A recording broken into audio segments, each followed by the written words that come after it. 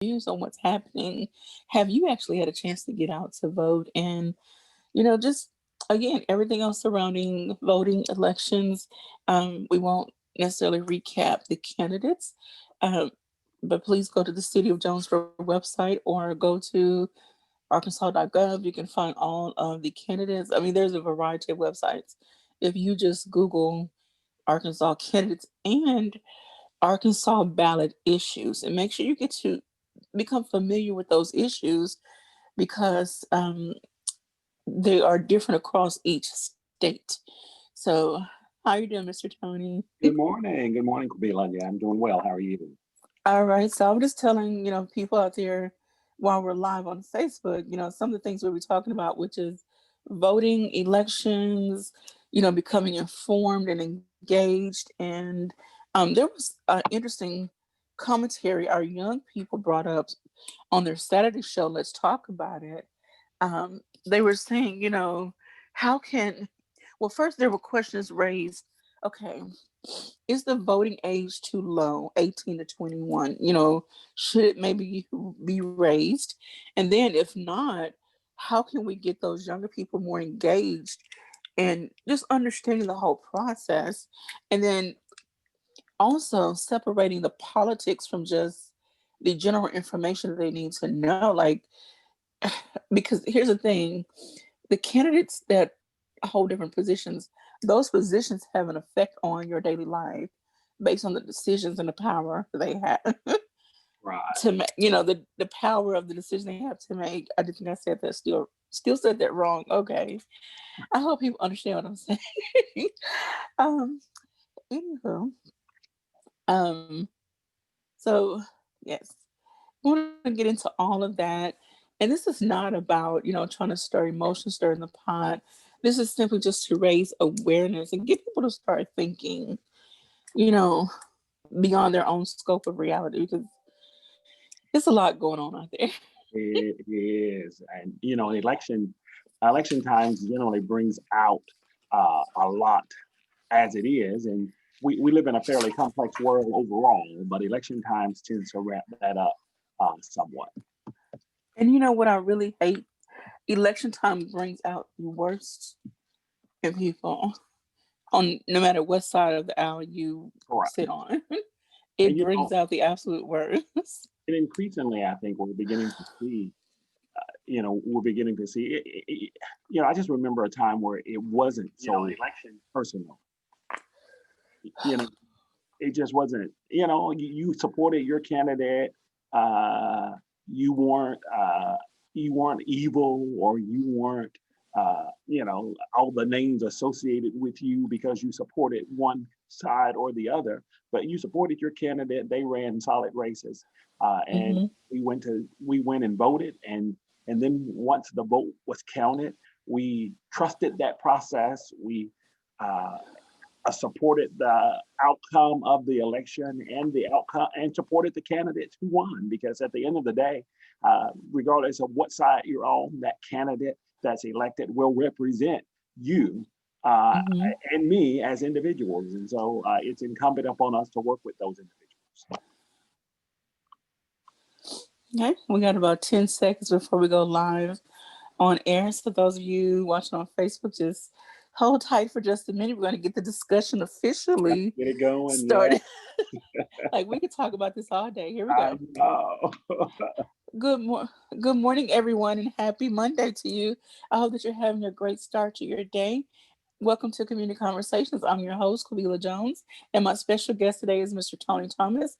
Most of you know him from, of course, CRDC right here in Jonesboro, Arkansas. He is also a member of the Cricket County NAACP chapter. Good morning, Mr. Tony. Good morning, Camila. All right, we want to say good morning to a few people who already checked in. Ms. Vicki Lewis, Mr. Rico Carter. He says, Greg, guess who's listening to our beginning conversation? And he says, good morning, guys. And thank you to everyone out there listening. So jump right on into this conversation. Let's go ahead and get started. Today, we're going to be talking about all things voting, elections, getting to know candidates, what's happening around the world, and why it's important to be engaged and informed. It's not about what party you represent. It's about just being engaged and informed, period. Point blank. That's it. And then we're going to talk about the youth aspect of all of this. Oftentimes we leave the young people out of the conversation, and then here they are, they turn 18, they're expected to go vote, but they have no idea who they're voting for, why voting matters, and what all of this really means. So let's start from the beginning. We know that voting day, election day is tomorrow. Oh, So yeah. what are your thoughts and feelings, Mr. Tony? Oh my goodness. It's been quite a long election season, and so tomorrow culminates the it actually tomorrow culminates, I guess you can say, the process, and we're looking forward to seeing the outcome of some dynamic races that we've had here, not only in Northeast Arkansas, but at the statewide level as well as at the national level. And so I'm excited personally. I'm always excited about elections. I think this is the second one that I've not been directly involved in. Through either work at the city or the county level. And so for me to stand back and watch the home stretch, watch candidates in the home stretch, and to watch the amazing voter turnout that we've seen, not only here in Craighead County, but in the state and in the nation as well. So a lot of people are excited. So that excites me because when individuals are engaged and involved in the process, then it only makes our democracy that much stronger and that much better. And again, just want to let people know this is not about the party you represent. We're not even trying to get all into that because, as I stated earlier off air, is that sometimes, no, most of the times, and I can say that with certainty because I've lived long enough, most of the times, this time of year brings out the worst in Yeah. people. We have major elections every 2 years, and then we have like sometimes specialty elections in between, if it's a state or city or city or county level, something that's being voted on. But every 2 years, you either have city council members, state representatives, U.S. representatives, states, U.S. senators, things of that nature, and then of course the presidential races. And so all of those are very important. Okay, so let's look at what's happening around the world. Well, Yeah. not around the world, around the country, Around the country, yes. United States of America, which I question the united part, and people can come from my neck if they want to, but I really question the united part right now. Yeah, and just because, we were talking a little bit beforehand. There used to be a time where I could freely support my candidate. I can put those signs in the yard, and I can have a differing view from my neighbor, and my neighbor didn't look at me as evil, or my neighbor didn't look at me as somebody who's trying to subvert democracy. And those days are somewhat over, it seems, in a lot of ways. And so, yeah, it's tough. It's tough, but at the end of the day, we live in a great country. We live in a great city. We live in a great state. And at the end of the day, my hope is that we have a fair, we have a free election process, and that the best man or woman win. But as you stated, we've seen nationally, we've seen some things that cause concern, not only Mhm. some things that cause concern, and I'm a little dismayed by some of those things, but at the same time, I'm always encouraged that as a people, we're stronger than anything that comes against us out there. And so I do think America will overcome those challenges. But yeah, let's dialogue a little bit about some of those challenges, because we have a history in this nation of we just have a history in this nation. And that history still rears its ugly head from time to time in modern day events. And I think we've seen some of that this weekend, in that, again, not from a partisan perspective, but just from a perspective that individuals who can peaceably march and go to the polls sometimes are hindered through actions of others in order to intimidate and in order to actually I consider them fear tactics to keep individuals from actually exercising this right that we've all been given to vote.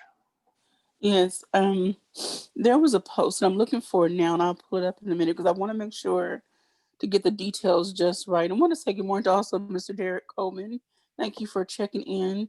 Um, you know, what we're seeing now is nothing new.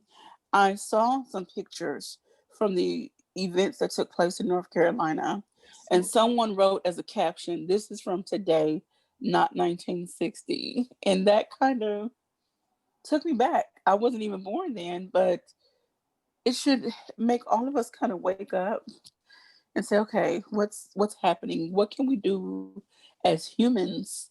Let's put our race aside, our gender aside. What can we do as human beings better to treat each other better and to respect each other's choices, on who we choose to vote for and where we stand on the certain issues. And I want to say good morning to Mr. Don Mullenix. Thank you for checking in with us. Mr. Tony. Yes, the key word there, I think, as you were dialoguing, is a choice. We can respect one another's choices because at the end of the day, it is a choice. There is nothing factual about any candidate out there. They're telling us what it is they desire to do, but there is nothing factual about what they're saying because, as we know, candidates don't always get an opportunity to do what they desire to do. So as individuals, we put our confidence, we put our trust in one side or the other. But again, that is a choice. And individuals have the ability to make their own choice in an election. And one should not be vilified for that choice. And what we saw in North Carolina this weekend was just a pure travesty to the process. Of course, the polls were not open. All right, but it is not unusual, and I'm going to have to get that phone. Y'all leave me alone. I'm but what happened there at the polls this weekend? It's not, there is a rich tradition in the African American community to march on Sunday after church to the polls. And in this instance, the polls, in some states, in some communities, polls are open.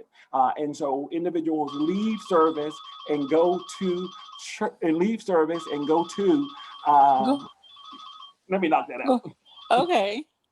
So I want to mention this article. If you could go to the KLEK Facebook page, there is a link to an article posted about an event that happened in Florida. I don't even want to dare try to pronounce the name. It's Ocoee, Ocoee, or maybe Oco. Please forgive me. Dr. Branch would definitely kill me if she heard me. Um, but it's in Florida, and it was a massacre that took place simply because someone, and his name is July Perry, because he chose to vote, he voted, and others were attempting to vote, and this was 100 years ago, just exactly 100 years ago, and this little town in Florida was pretty much, not pretty much, it was eradicated by an angry mob because of these people Black people that wanted to vote. Many were killed, many were ran out of town. It was, again, a massacre. It was a horrible experience, a horrible event. And so, what can we do?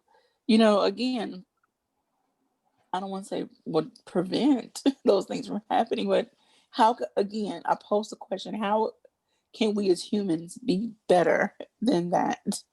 you know and I'm not taking any responsibility on Black people. I've seen some ugly behavior. Yes. I've seen videos come out of New York.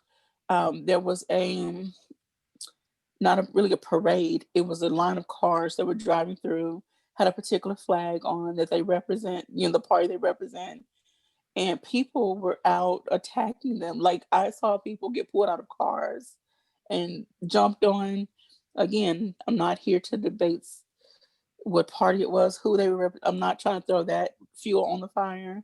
I'm just saying I've seen ugly behaviors on both sides. Yes, yes, and you know, I just think sometimes we're a reflection of sometimes we're a reflection of the greater society, and uh, we really just have to get to a point where there is some level of respect. There's some level of uh, no more vilifying the other side. And social media is a beautiful thing. Don't get me wrong, but you know we live in a world now where video can be manipulated. You know, you see it on both sides where candidates cut clips where someone has said something that they really didn't say, but just because you take the video a snippet at a certain point, then you really have them saying something that they didn't say. And so I think from the top down or from the bottom up, as we say, we really have to clean up our views of one another and strive to make the world a better place. Candidates only do crazy stuff in elections because it works. And so if we, the people, stand up and, I just know here in Jonesboro, and I won't even say which race, but there was a post, a negative post in one of the races that I saw here locally, and immediately, it was a clean race up until that point, but immediately the candidate whose campaign released that issued a public apology and said that, hey, that's not something that we're going to do, and that's not something we're going to tolerate in our party, in our race at least. And in this case, it was a situation where I saw a lot of people beating the candidate up even after the fact because it should have never been released. But the fact that it was released and that it was pulled quickly, I think is a testament, even in our community here in Northeast Arkansas, as to what we desire and what we don't desire. I see a lot of positive feedback. I see a lot of positive races at the local level. Even in our state reps race around here, I was looking at one of the candidate forums the other day, and both candidates, when they were talking about each other, they were really talking about how respectful and clean a race. Let's talk about those issues. And they discussed issues without vilifying the other candidate and allowing the people to decide.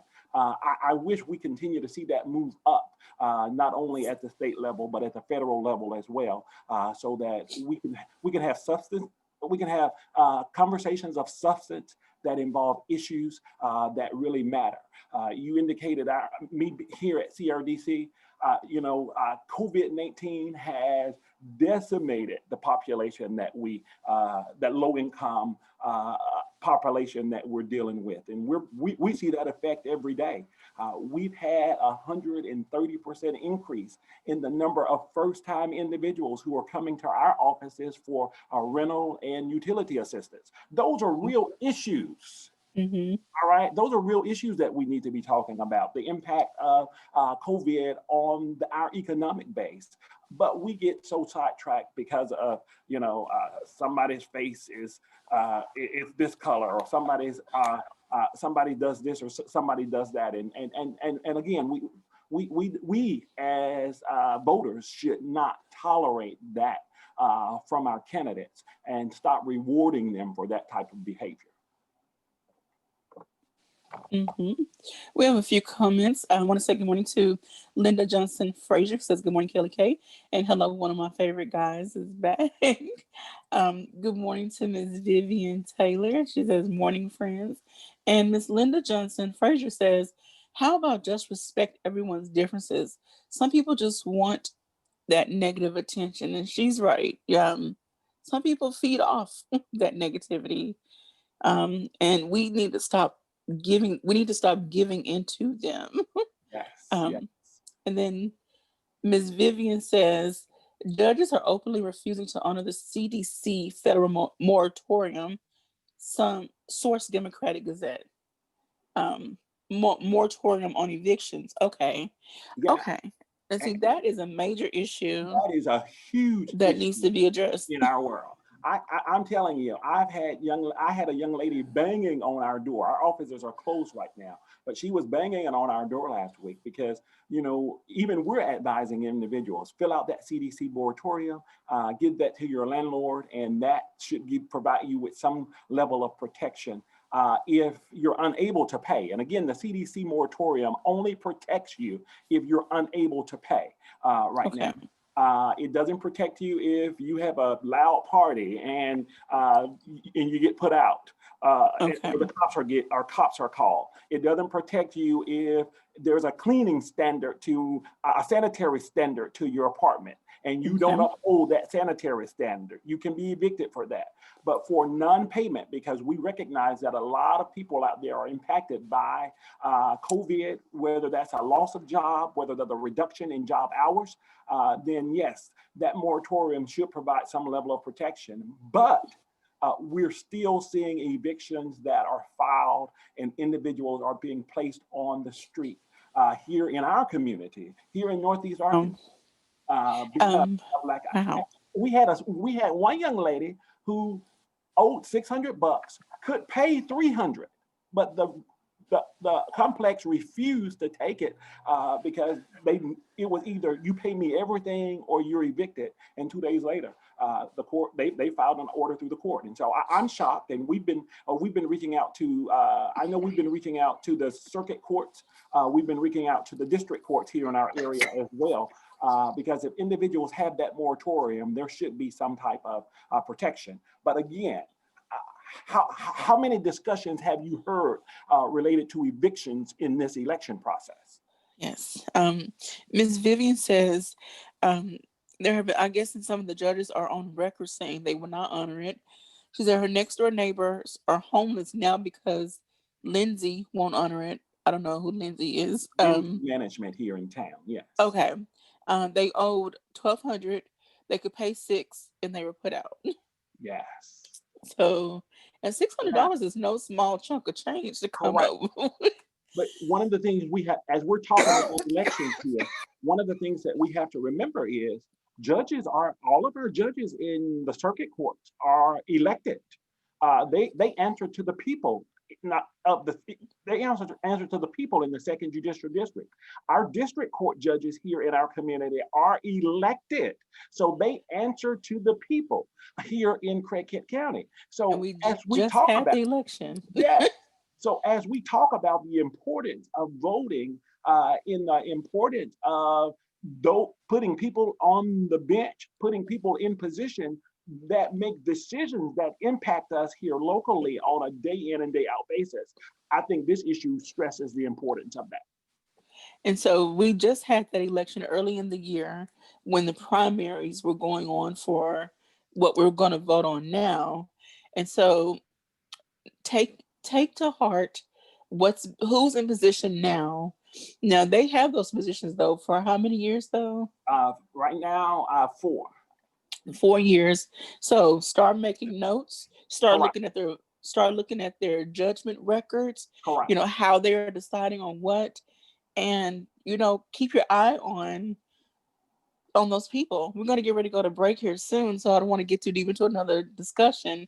But again, this is why being engaged matters, and being engaged not just at election time, but definitely beforehand. If someone says if they're talking about running, we need to get to know who they are. But we're going to have to pause our discussion right there. You're tuned in to Community Conversations on KLEK 102.5 FM.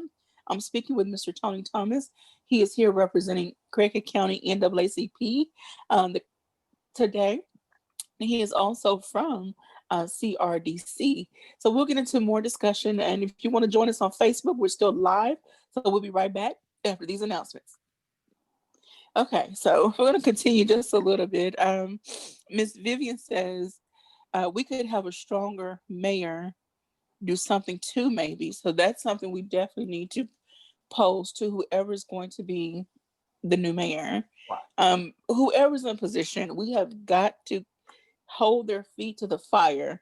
You wanted us to vote for you, whoever you are. Now we the people need this, that, and whatever from you. Yes, yes. Ms. Lachey says, this is why it's so important to be involved in local elections, research your candidates. And Ms. Vivian, thank you so much. Look, don't get me started. I haven't always been. Look, they know those buttons out there, don't they? They know those buttons, Steve. Don't get me started. Like, I haven't always been in this mindset. I didn't really start taking elections serious until I was well over into my 30s, which is very sad. So we're definitely going to get into that. We're going to switch gears a little bit when we come back and talk about the voting age. Is it too low? And then, yes or no, how can we get our younger generation more engaged and involved? I want to say this, and I want to say this as delicately as I can. Please bear with me. We know that there are some, I'm going to say some parties, affiliates that engage their children almost from the cradle. They engulf them in all things politics, government, you know, and again, they start from very little. And so if you ever notice, there are certain groups of people who don't have voter registrations, who are not out rallying people to the polls because they've been doing this forever. And I'm just gonna, I'm trying to be delicate with this. It's how it is. Yes. It's an expectation. So can we, and I'm going to speak to the Black community because I know what it was like for me growing up. There were no discussions on politics. And I grew up in rural Arkansas. There were no discussions, not among the kids anyway. So again, we're going to get deeper into that. Ms. Vivian says voting age is too high. Start them at 14. I don't know, Ms. Vivian. They barely can go to school on time. Get to school on time. I know when my 14-year-old was. Ms. Vivian said, let's get it started. Oh gosh, I know what my 14-year-old was like, and just trying to decide what to wear that day to school, or even did you get to school on time? Especially when, yeah. Right. No, I don't know, but we do need to start earlier, teaching them certain things, especially when they can read and recognize letters and sounds. I don't know, just basic vocabulary. We as a people, as a generation, as a collective whole, need to do better about educating our children. I'm willing to bet children in other countries are learning certain things that are different at an earlier time frame. And I ask these questions when I talk about education. I want our children in the United States to be able to compete on a global level. Okay, we're coming back. Sorry. All right, stand by. Welcome back to Community Conversations on KLEK 102.5 FM. For those of you on air, sorry, we've been having a really great conversation on our Facebook Live feed. So you might want to join us over there sometimes. I want to say thank you to everyone who has checked in on our Facebook Live feed and who's been really engaged in the conversation. Ms. Vivian Taylor and S.L. Robinson. Ms. S.L. Robinson stated in between the break that we need to, okay, this is why it's so important to be involved in local elections, research your candidates. We were talking about getting to know who's running for what and keeping track of their record of of the decisions they're making so that you know how to vote, going the next time around. And then we were also talking about, which we're going to definitely dive into right now, the voting age. Is it too low? Right now it's at what, 18? 18. And so Ms. Vivian was like, it's too high. Let's start them at 14. Oh no, Ms. Vivian. Oh goodness. But okay, so let's talk about that. The voting age is 18. Half of our young people don't even know who's running for what, why, what their position does, whatever the case may be. Is the voting age too young? And the question I then pose is, why do they not know who the candidates are? Why do they not know who what those issues are? When you know, again, this generation is probably the savviest when it comes to technology and technology related issues. Now, I do understand that this election cycle is a little unique in that it didn't allow a lot of face-to-face visits because of the pandemic, but individuals have used technology quite well in order to reach out, in order to engage the electorate out there. And I've been in situations as a former public school teacher, I can tell you that kids are quite informed about the things that they want to be informed about. And so for me, it's not about what they know or what they don't know, but as you've indicated across the board, how do we get them more interested in this process that's so vital to American democracy? So how do we engage them and get them much more involved in the process? And I'm greatly encouraged when I see, I was the opposite. My dad was on the city council in the little town that we lived in. My fondest memories are as a kid, being able to, I remember those pull levers in the election booth. Oh, wow. Dad would take you into the booth and you got to pull the lever for the candidate that he selected. So I didn't know a lot about the candidates, but I did understand at an early age that voting was important. It was stressed to me, not only by parents, but it was stressed to me in the history books that I was exposed to, that, individuals overcame some significant challenges in order to provide me with the opportunity to go into that booth and to cast cast my vote. And so, it's not a matter of being more informed. It's a matter of, hey, what are some of those ways we can stress to the younger generation that this is important, that their voice is important, and that this is one of the mechanisms, one of the significant mechanisms, as far as I'm concerned, where you have some say-so into the process. I hear a lot of apathy when it comes to voting because, oh, my vote doesn't matter. My vote, it won't make a difference. And it won't make a difference as long as it's never cast. Right. And so as you're talking, my mind is always thinking, Yes. back in the times before I was born, from what I've read and stories I've heard, there were publications, printed for communities, smaller communities. The people don't want to talk about the role the Black Panther Party played and other organizations during that time, but they educated the community. They started with the children. They looked after each other. And so what I'm thinking is maybe we need to go back to creating publications within our communities that cater to the age range or intellectual level of the children. So let's start with preschool. Let's just, the ABCs of politics. A is for whatever, B is for whatever. Get them acclimated to the vocabulary. M is for mayor, P is for whatever. I'm not an early childhood educator, but I'm a parent. Okay. And as the children progress the different age groups and intellectual levels, create more publications to help engage them in debates, engage them in discussions. If you were in this position, what would you do? Let them know what's happening in the state, in the city, in the county that they live in.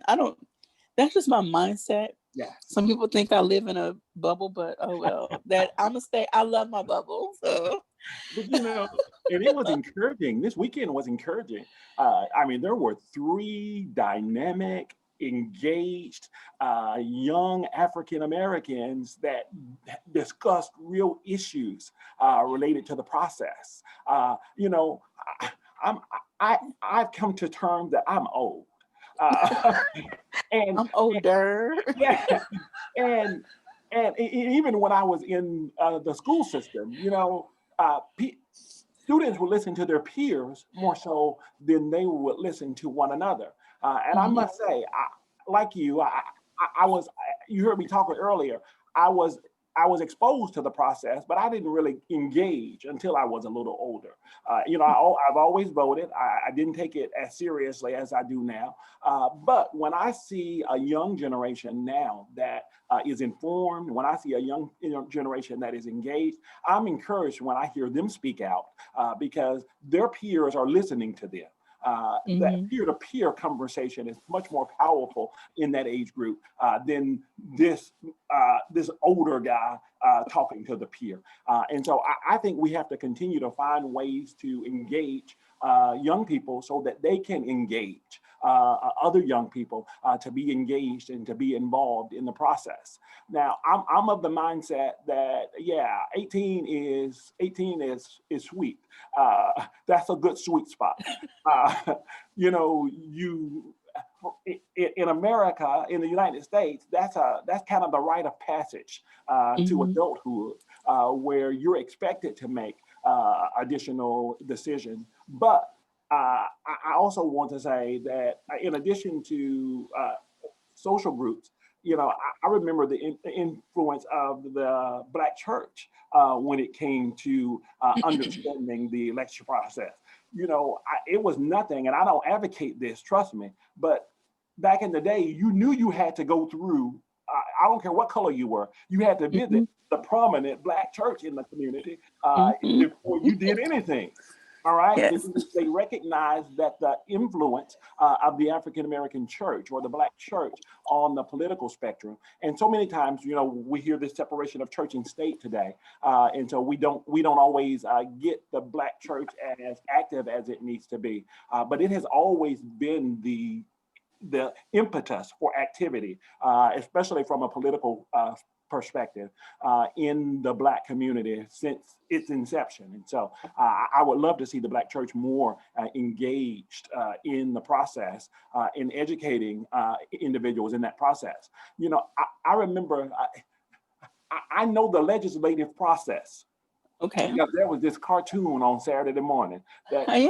I'm just up here alone with you, sitting here on count, and I'm almost 50, and I Yes. still know the legislative process because of that silly cartoon that played every Saturday morning. And so, like you said, not only pamphlets, but that educational material that starts at an early age, those silly engagements that start at an early Hmm. age, helping young people understand the process and the impact of their involvement in that process. We are where we are today because we have not been engaged, I think, over the years. Politicians have had to cater to fringe groups in order to, because the fringe groups were the ones that were active. When you get good, normal, everyday, regular folks who are engaged in the process, I just think it makes I think it makes us all better at the end of the day. All right. So maybe we need to have a watch meeting with Schoolhouse Rock. That's it. I want to read a few comments here. Um, Ms. Lachey says this is a great conversation this morning. Hashtag vote, and I have to give her a shout out because her Yes. sweet baby Cross, she gets him involved in everything. Everything. So by the time he's 18, he's gonna know everything that he I was needs to about to say, know. I call that that's a junior activist. His mama is the real deal, and she's been a great community advocate here in Jonesboro. But yes, she gets him engaged, and I think we all will be better as we see the fruits of her labor with him as Mhm. he develops and is engaged in our community as well. Okay. And Ms. Linda says, I want to commend Kelly Kay for introducing candidates strongly, allowing us to listen to their views for this election and helped me tremendously because some of the candidates I did not know. Thanks so much. Thank you so much, Ms. Linda. And then Lachey laughs at your comment about the sweet spot at 18. um, and then Ms. Vivian says, better believe bigots start at birth. Just saying. And that's, yeah, okay. And that does go back to our previous conversation. You know, Yes. whatever we're starting, we know that the earlier we started, then the more likely it is to take hold. And so just like we're talking about starting some positive things, the other side, they do at times can start some things that are not so positive. Mm-hmm. And like I said, we have to be able to counter that, though. We have to be able to raise up a generation that can counter that will stand strong in spite of, because we know that tough times, hard times, people with different views are out there. We just can't, we can't back down from the things that we know are just. We can't back down from the things that we know are true. We can't back down for the things that we want to advocate for just because someone else out there don't believe or has an opinion that differs from us. It's when we are silent, it's when we don't engage in the process, it's when we don't vote that stuff wins. And I am committed as a member of the NAACP, as a member of the community in Jonesboro. I am committed that no, good shall prevail, good will prevail, and we're going to keep fighting. We're going to keep pushing. We're going to keep advocating until it does. That's right. And then Miss Linda says, yes, I remember that Bill loved singing that. So, I want to put this challenge out there. In this time of quarantine, isolation, or whatever you've been doing, people have been extremely creative between TikTok, Instagram, YouTube, whatever media source you use. People have been extremely creative. Let's spin that creativity into something that's going to be educational and enriching to our communities and our children. Children can recite Peppa Pig, Doc McStuffins, and I should know these things because I have no little kids, but they can recite the Baby Shark song. They can do all this stuff. And I'm not knocking it. Kids should have that opportunity to, yes, still be kids. But in the process, let's provide that balance of entertainment and education and really plant those seeds in their mind that they need, that's going to grow, that we can cultivate, and as they get older, it's going to grow to something just marvelous. And they can be those engaged, informed citizens when it is time to vote. I mean, we throw them big parties at 16. Let's have a voter registration party at 18, or I don't know, something. Look, it's on us. I grew up in a household where I know, now I know we lived in poverty. I didn't recognize it at the time. But hey, there were times where we struggled to eat, but you better believe mama them bought those encyclopedias because they wanted you to learn. They wanted you to learn. They wanted you to be engaged. And I learned a lot about the world through that A to Z, those encyclopedias that were there. So yeah, they did their best and they provided me with some things. But at the end of the day, they also provided those opportunities to engage, those opportunities to learn about things broader than where I was. And along with the A to Z encyclopedias, then we had, I remember those brown books. They were Black history. It was an encyclopedia of Black history that they purchased and engaged us in as well. And so, correct. They wanted us to know not only about this world, but they wanted us to know about our world as well. And so, hey, there's nothing wrong with your kid having a cell phone, but find some apps that teach about history, find some apps that will engage them in educational processes related to their world versus just playing games all the time. There are some good games out there that are informative and are educational.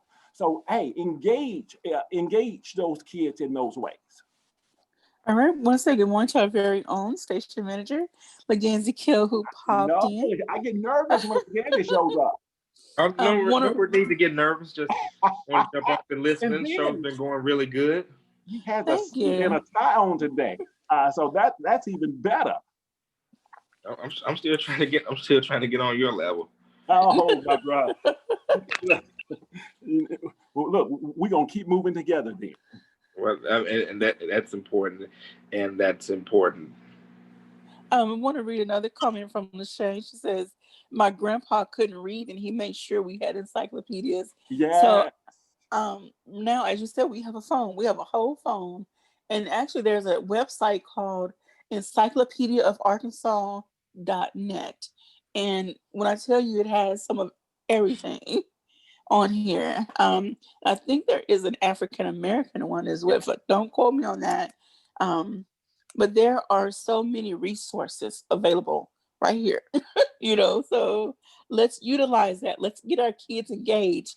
If we're going to pop them in front of a screen, let's make it quality screen time. And then let's not forget about, I can tell you, every time I engage with Dr. Branch, whether that's on social media, whether that's in person, I learn something. I know your Black History moments that are not just in Black History Month, but that happen throughout the year on the station. When I hear her voice, I stop everything because I know I'm going to glean some nugget. And so again, there are lots of venues out there for us to learn, for us to engage, and I don't think that should be limited to just history. I don't think that should be limited to just academia. I think that should also bring us back in. I think that also should help us as we seek to engage in the process of learning about candidates and of learning about the issues that are transpiring out there. That phone, that computer brings the world into your living room, into your bedroom, into your office.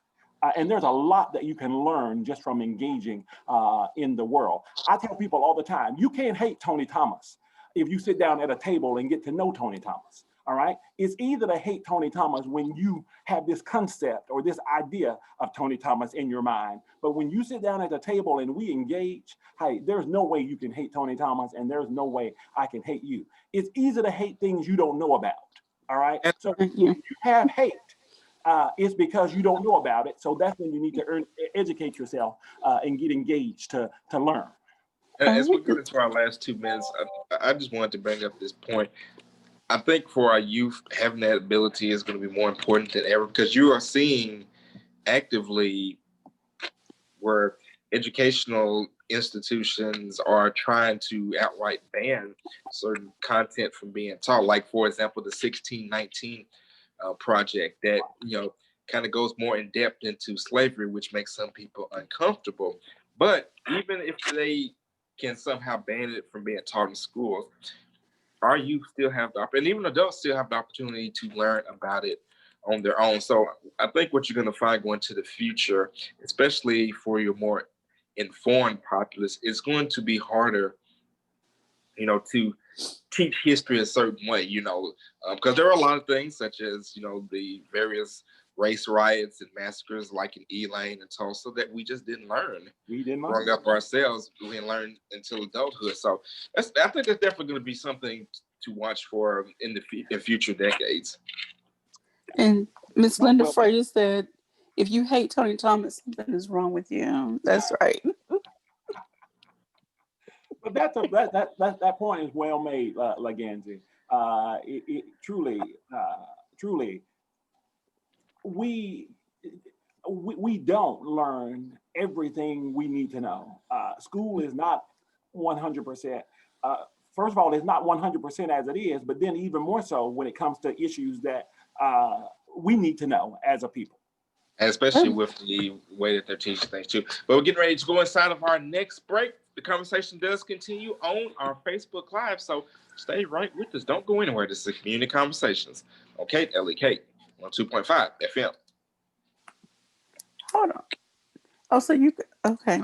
See, I had to film the award ceremony with the lovely ladies of the Mu Sigma chapter of Sigma Gamma Rho Sorority Incorporated. So that's why you got the suit and represent blue, got the blue and gold represent SGRO. I love it. I like that tie now. You don't have to get my hands on that tie. But yeah, so your president actually has been listening to you in the studio. She left a few minutes ago. She I know Tony ready for me to come back. I said, hey, he been doing quite a good job. I am so. We've been having great conversations. I got excited when I saw her name in Quabila's email text last night. I was like, yay, she can come back. And then she burst my bubble real quick. But we've been having, like, I've really been enjoying our conversations. Because you help me, whether you know it or not, to think deeper and think like this whole process. Of course, it all started with Kelly K. Got to give a shout out to Lakenzie, but just give me the opportunity to sit here and engage in conversation. It's really been helpful for me. So yeah. Well, and I must say, I remind myself, because when you start thinking about, oh wait, what you're gonna do, how this, and then I just remind myself, honestly, once I realize that we're gonna do what you said, just what the name is. It's community conversations, Well, so let's just sit and conversate. And that's the thing, and that's what community radio is about. You have conversations with all kinds of people, even people that you don't necessarily agree with their stances, because they're a part of the community as well, and they have a voice just like anyone else. Lakenzie, Miss Linda Johnson Frazier, Miss Vivian Taylor says congratulations on your award. Well, thank you so much. And I believe that Dr. Brandt said that the ceremony is going to be November 15th. Of course, once we know, I'll let you all know as well. So I can't show off the award. I promise not to show it off publicly until the actual. But it's nice and purdy. It's nice and purdy, and I definitely am. I'm so thankful for it. All right, getting ready to get out of the break. So here we go. And I do want to say thank you to everyone we're still on the. Well, we got. I forgot we're in the small business shout out, so we got about 20 seconds. I want to thank you to everyone that's been engaging in our conversation on our Facebook Live feed. I really enjoyed you all, and we need to continue these conversations, period. Beyond this scope in our small group sessions. Stand by. And here we go. 3, 2, 1. And we're back on Community Conversation on KLK 102.5 FM with our guest, Tony Thomas of the Craighead County chapter of the NAACP. I'm a little late to the party, but judging by what Quabila's been talking about, looks like it's been a great show so far. So I'm going to just kind of sit back and just let the conversation flow and get in where I fit in. Okay. So we're just going to kind of wrap up, the things we've been talking about.